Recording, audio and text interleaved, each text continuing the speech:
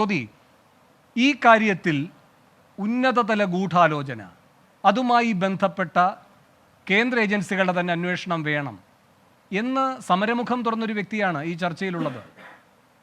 ശ്രീമതി രമ, നിങ്ങൾ കൊടുത്ത വാഗ്ദത്തമുണ്ട് അവർക്ക്. നിങ്ങൾ അധികാരത്തിലിരിക്കുന്ന ഘട്ടത്തിലാണ് അത്, എന്നിട്ടത് മുന്നോട്ട് പോയിട്ടില്ല. ഇപ്പോൾ ഈ CPM-ന് അടിക്കാനുള്ളൊരു വടി കൂടി കൊടുത്തിട്ടുണ്ട്. അത് ആ ഘട്ടത്തിൽ കേന്ദ്രവും കേരളവും ഭരിച്ചിരുന്നത് നിങ്ങളാണ്, ഷാജിയുടെ പാർട്ടിയും ഉണ്ടായിരുന്നു.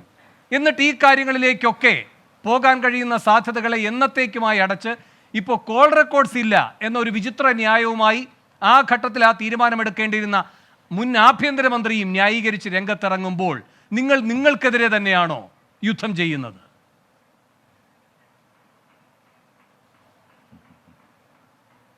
വേണു, ഇവിടെ ഈ വിഷയം ചർച്ച ചെയ്യുമ്പോൾ നമുക്കറിയാം, ശ്രീ TP ചന്ദ്രശേഖരൻ കൊല്ലപ്പെട്ടു, മൃഗീയമായി കൊല്ലപ്പെട്ടു. അദ്ദേഹം കൊല്ലപ്പെട്ടതുമായി ബന്ധപ്പെട്ട് ഒരു ദൃക്സാക്ഷി പോലും ഇല്ലാത്ത ഒരു കേസിനെ സംബന്ധിച്ച് 2012 മെയ് മാസം 4-ാം തീയതി നടന്ന കേസിനെ സംബന്ധിച്ച് അന്ന് അധികാരത്തിലുണ്ടായിരുന്ന UDF സർക്കാരിന്റെ നേതൃത്വത്തിൽ തന്നെയാണ് ഇത്തരത്തിൽ അന്വേഷണം നടത്തിയിട്ടുള്ളത്. ആ ഒരു ദൃക്സാക്ഷി പോലും ഇല്ലാത്ത കേസിൽ ഇത്തരത്തിൽ ശിക്ഷ കിട്ടുകയുണ്ടായി. അത് കീഴ്ക്കോടതിയുടെ ശിക്ഷ, മാറാട് സ്പെഷ്യൽ കോടതിയുടെ ചികിത്സ, കോഴിക്കോട് മാറാട് സ്പെഷ്യൽ കോടതിയുടെ ശിക്ഷ വന്നു. ആ ശിക്ഷയുമായി ബന്ധപ്പെട്ട് തന്നെ ആ ശിക്ഷിക്കപ്പെട്ടവർ തന്നെ തങ്ങളെ കുറ്റമുക്തരാക്കണമെന്ന് ആവശ്യപ്പെട്ടുകൊണ്ട് കോടതിയിൽ പോകുന്നു. പ്രോസിക്യൂഷൻ കൂടുതൽ കടുത്ത ശിക്ഷ നൽകണമെന്ന് ആവശ്യപ്പെടുന്നു. ശ്രീമതി രമ സ്വാഭാവികമായിട്ടും മോഹനെ കൂടി പ്രതിയാക്കണം എന്ന ആവശ്യവുമായി കോടതിയെ സമീപിക്കുന്നു. ഏതായാലും അതിന്റെ ബാക്കി പത്രമായി ആ കേസ് വീണ്ടും റീഓപ്പൺ ചെയ്യപ്പെടുകയാണ്, വീണ്ടും തുറന്നിരിക്കുകയാണ്. അപ്പോൾ അങ്ങനെ റീഓപ്പൺ ചെയ്യുമ്പോൾ ഒരു ഘട്ടത്തിൽ അങ്ങനെ ഒരു ഭാഗത്ത് അത്തരത്തിൽ റീഓപ്പൺ ചെയ്തിരിക്കുന്നു. ആ റീഓപ്പൺ ചെയ്തതിന്റെ ഭാഗമായിട്ട് രണ്ടുപേരെ കൂടി പുതുതായി ശിക്ഷിക്കപ്പെടുന്നു. അപ്പോൾ അതിനകത്ത് ആ കൊലപാതകവുമായി ബന്ധപ്പെട്ട് CPM നേതാക്കളുടെ പങ്ക് വളരെ സ്പഷ്ടമാക്കുന്ന ഒരു ഇടപെടലാണ് ഹൈക്കോടതിയുടെ ഭാഗത്തുനിന്ന് ഉണ്ടായിട്ടുള്ളത്. അപ്പോൾ നേരത്തെ ഞങ്ങൾ മുന്നോട്ട് വെച്ചിരുന്ന, ഞങ്ങൾ പറഞ്ഞിരുന്ന രാഷ്ട്രീയമായ വൈരാഗ്യം മൂലമാണ് TP ചന്ദ്രശേഖരനെ വധിച്ചത്, അത് വളരെ ആസൂത്രിതമായി CPM-ന്റെ ഉന്നത നേതൃത്വം അറിഞ്ഞുകൊണ്ട് തന്നെ നടത്തിയിട്ടുള്ള ഒരു കൊടും ക്രൂരതയാണ് എന്ന കാര്യത്തിൽ ഇപ്പോൾ ഹൈക്കോടതിയും അത് ശരിവച്ചിരിക്കുന്നു. അതിനിടയിലാണ് ഇപ്പോൾ TP ഷാജിയുടെ സ്റ്റേറ്റ്മെന്റ് പുറത്തു വന്നിട്ടുള്ളത്. അദ്ദേഹത്തിന്റെ സ്വാഭാവികമായിട്ടുള്ള ഒരു പ്രസംഗത്തിൽ അദ്ദേഹം ഇതിനെക്കുറിച്ച് പ്രതിപാദിക്കുന്നത്. അദ്ദേഹം അവിടെ പ്രതിപാദിക്കുന്നത് ഈ വിഷയങ്ങൾ മാത്രമല്ല, മറ്റു 2 ഫസൽ വധത്തെക്കുറിച്ചും ഒക്കെ അദ്ദേഹം പറയുന്നുണ്ട്. അതുപോലെ തന്നെ അരിയിൽ ഷുക്കൂറിനെ കൊലപ്പെടുത്തിയതുമായി ബന്ധപ്പെട്ട് ഉള്ള പ്രതികൾ, ആ പ്രതി ആത്മഹത്യ ചെയ്തതുമായി ബന്ധപ്പെട്ട്, അതുപോലെ തന്നെ കുഞ്ഞനന്തനുമായി ബന്ധപ്പെട്ട്, ഇവിടെ ഫസലിന്റെ വധവുമായി ബന്ധപ്പെട്ട 3 പ്രതികൾ പിന്നീട് കൊല്ലപ്പെട്ടതിനെ സംബന്ധിച്ചും അദ്ദേഹം പറയുന്നുണ്ട്. അപ്പോൾ ആസൂത്രിതമായി ഫസൽ പറഞ്ഞു പോകുമ്പോൾ നമ്മൾ ശ്രദ്ധിക്കേണ്ട ഒരു കാര്യം, ജ്യോതി, നമ്മൾ ശ്രദ്ധിക്കേണ്ട ഒരു കാര്യം, ഫസൽ വധക്കേസും ഇതുപോലെ തന്നെ മാഷാലയുടെ വേറൊരു പതിപ്പാക്കി ഒരു നറേറ്റീവൊക്കെ കൊണ്ടുവന്നതാണ്, ഒരു ആഖ്യാനമൊക്കെ കൊണ്ടുവന്നതാണ് അല്ലേ? അതും ഈ പറയുന്ന തീവ്ര സ്വഭാവമുള്ള ഒരു സംഘടന അതിന്റെ പിന്നിൽ പ്രവർത്തിച്ചു എന്നൊക്കെയാണല്ലോ പറഞ്ഞുകൊണ്ടിരുന്നത്. അതിന്റെ അന്വേഷണത്തിൽ പിന്നെ ഈ കാരായി രാജനും കാരായി ചന്ദ്രശേഖരനും, അല്ല ഒരു സെക്കൻഡ് ജ്യോതി, അവര് വലിയ ആളുകൾ തന്നെയാണ് അല്ലേ, പ്രത്യേകിച്ചും കാരായി രാജൻ. അപ്പോൾ അത്രയും പ്രധാനപ്പെട്ട ആളുകളെ അടക്കം CBI പിടിച്ചകത്തിട്ട സാഹചര്യം ഉണ്ടായിട്ടുണ്ട്. അപ്പോൾ ഉന്നത ഗൂഢാലോചന ഏത് തലം വരെ പോയിട്ടുണ്ട്, ആരെയൊക്കെ അതിൽ പിടിച്ചകത്തിടാം, അത് ചെയ്ത ആളുകൾ തന്നെയാണ് നിങ്ങൾ, അത് ചെയ്ത ആളുകൾ തന്നെയാണ്. അപ്പോൾ ഫസൽ വധത്തിന് ശേഷം ഈ TP വധക്കേസ് ഉണ്ടാകുമ്പോൾ അതിനേക്കാൾ ജാഗ്രതയോടെ പ്രവർത്തിച്ചു അന്വേഷണ സംവിധാനം എന്ന് അവകാശപ്പെടുന്നവരുമാണ് നിങ്ങൾ. എന്നിട്ടും ഈ കുഞ്ഞനന്തനിലേക്ക് മാത്രമായി അത് പരിമിതപ്പെട്ടു എന്നത് നിങ്ങൾ സ്വയം പരിശോധിക്കേണ്ട ഒരു കാര്യമല്ലേ?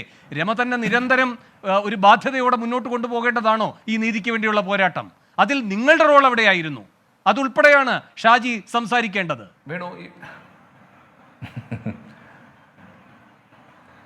വേണു, അവിടെ ശ്രീമതി രമയ്ക്ക് ഉൾപ്പെടെ ബോധ്യമുള്ള കാര്യങ്ങളാണ്. അവിടെ ഈ കേസുമായി ബന്ധപ്പെട്ട് അന്നത്തെ UDF സർക്കാർ ചെയ്യാൻ കഴിയുന്നത് സാധ്യമായതെല്ലാം ചെയ്തിട്ടുണ്ട് എന്ന കാര്യത്തിൽ ഒരു തർക്കവും വേണ്ട. ഇവിടെ വാദത്തിന് വേണ്ടി താങ്കൾ എന്നോട് ചോദിക്കാൻ വേണ്ടി ഒരു ചോദ്യം ചോദിക്കാം എന്നതിനപ്പുറത്തേക്ക് ഇക്കാര്യത്തിനെ സംബന്ധിച്ച് കുഞ്ഞനന്തൻ വരെ എത്തിപ്പെട്ടത് നോക്കൂ. കുഞ്ഞനന്തനെ കുറിച്ച് പറയുമ്പോൾ ഇപ്പം നമുക്കറിയാമല്ലോ, ഈ താങ്കൾ ഈ പറഞ്ഞ മാഷാള്ള വിഷയത്തെ സംബന്ധിച്ച് ഈ കൊലപാതകം നടന്ന നിമിഷങ്ങൾക്കുള്ളിൽ ഏഷ്യാനെറ്റ്, നമ്മുടെ കൈരളി ചാനൽ വന്ന വാർത്ത എന്താണ്? ഇങ്ങനെ TP ചന്ദ്രശേഖരനെ വധിച്ചിരിക്കുന്നു, അത് അന്നത്തെ തീവ്ര സംഘടനകളാണ് ചെയ്തിട്ടുള്ളത്. മാഷാള്ള സ്റ്റിക്കർ ഒട്ടിച്ചിരുന്നു. അവർക്ക് 35 ലക്ഷം രൂപ ഇനാം നൽകിയാണ് അവരിത് പ്രവർത്തനം നടത്തിയിട്ടുള്ളത് എന്ന് കാണിച്ചുകൊണ്ട് കൈരളി ചാനലിൽ അപ്പോൾ തന്നെ ബ്രേക്ക് ചെയ്യുകയാണ്. അപ്പോൾ എത്രമാത്രം ഗൂഢാലോചന നടത്തിക്കൊണ്ടാണ് ഈ ഒരു കൃത്യത്തിലേക്ക് കടന്നിട്ടുള്ളത് എന്ന് നമുക്ക് ബോധ്യപ്പെടുന്നു. അപ്പോൾ അതിൻ്റെ ഒരുപാട് കാര്യങ്ങളുണ്ടല്ലോ. ഏറ്റവും അവസാനം കുഞ്ഞനന്തനിലെത്തി. കുഞ്ഞനന്തനെ കുറിച്ച് നമ്മുടെ സംസ്ഥാനത്തിൻ്റെ മുഖ്യമന്ത്രിയും അതുപോലെ ഇപ്പോൾ വടകരയിൽ മത്സരിക്കാൻ പോകുന്ന ശൈലജയും ഒക്കെ എന്തുമാത്രം പുകഴ്ത്തിയാണ് പറഞ്ഞിട്ടുള്ളത്. അതുപോലെ തന്നെ നമ്മുടെ ഇപ്പോഴത്തെ CPM-ന്റെ സംസ്ഥാന സെക്രട്ടറി അദ്ദേഹം പറഞ്ഞ 4 വാചകം ഞാൻ ഒന്ന് വായിച്ചോട്ടെ. കുഞ്ഞനന്തനെ കുറിച്ച് എന്തൊക്കെയാണ് ഇവിടുത്തെ മാധ്യമങ്ങൾക്ക് പറഞ്ഞു പരത്തുന്നത്. വളരെ വലിയ ഭീകരവാദിയായി അവതരിപ്പിച്ചു. ഈ നാട്ടിലെ ജനങ്ങളുടെ കണ്ണിലൂണിയായി വളർന്നു വന്ന കുഞ്ഞനന്തനെതിരെ മാധ്യമങ്ങൾ നീചമായ പ്രവർത്തനം നടത്തി.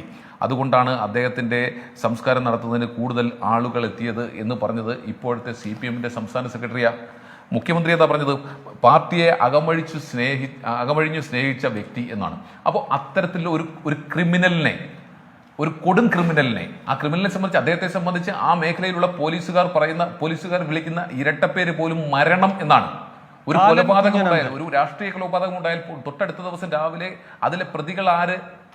കാലൻ കുഞ്ഞനന്തൻ ഒരു ഭാഗത്ത്, പിന്നെ ആ മരണം എന്ന ഇരട്ടപ്പേരിൽ അറിയപ്പെടുന്നുണ്ട്. തൊട്ടടുത്ത ദിവസം അദ്ദേഹം ലിസ്റ്റുമായിട്ട് വരികയാണെന്നേ ഇതിലെ പ്രതികളാർ. അപ്പോൾ അത്തരത്തിലുള്ള കൊലപാതകങ്ങൾ ആസൂത്രണം ചെയ്തിരുന്ന ഒരു കൊടും ക്രിമിനൽ, ആ കൊടും ക്രിമിനലിനെ എത്രമാത്രം ഗ്ലോറിഫൈ ചെയ്തുകൊണ്ടാണ് CPM-ന്റെ സംസ്ഥാന സെക്രട്ടറിയും CPM-ന്റെ മുഖ്യമന്ത്രിയും CPM-ന്റെ പോളിറ്റ് ബ്യൂറോ അംഗങ്ങളും അതുപോലെ തന്നെ കേന്ദ്ര കമ്മിറ്റി അംഗം ശൈലജ ഉൾപ്പെടെ, അവർ സ്ത്രീ കൂടിയാണെന്ന് ശ്രീമതി രമയെ പോലെ അവരും ഒരു സ്ത്രീയാണ്, അവരും അത് കാണണം.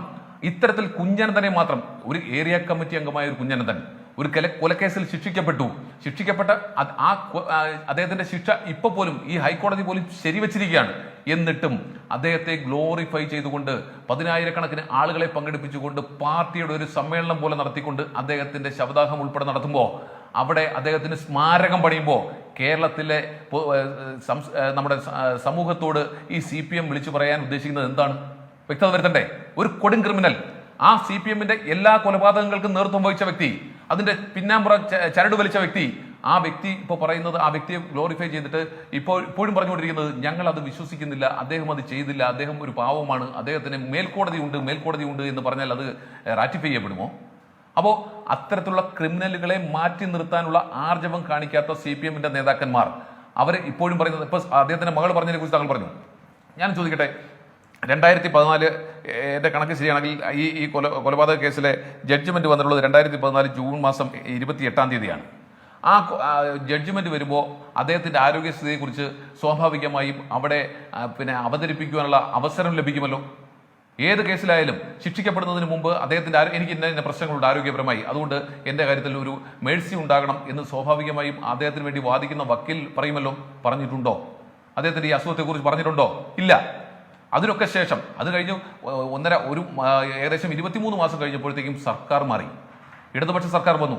അദ്ദേഹത്തിന് UDF-ന്റെ കാലത്ത് എന്തെങ്കിലും ഈ പറയുന്നത് പോലെ പരോൾ അനുവദിക്കുന്നതിൽ വിവേചനം കാണിച്ചിട്ടുണ്ടെങ്കിൽ, അദ്ദേഹത്തിന് അർഹമായ പരോൾ നൽകിയിട്ടില്ലെങ്കിൽ, അദ്ദേഹത്തിന് അർഹമായ ചികിത്സ നൽകിയിട്ടില്ലെങ്കിൽ, ഇന്നുവരെ ഈ ഷാജി ഈ സ്റ്റേറ്റ്മെന്റ് പുറപ്പെടുവിക്കുന്നത് വരെ കുഞ്ഞനന്തന്റെ മക്കളോ പാർട്ടിയോ CPM-ഓ ഇതിനെക്കുറിച്ച് ഒരു അക്ഷരം മിണ്ടിയിട്ടുണ്ടോ?